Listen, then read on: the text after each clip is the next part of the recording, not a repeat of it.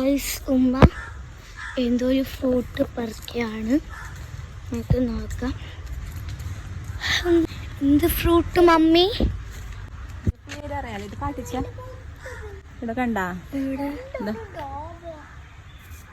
ഇവിടെ ഒരു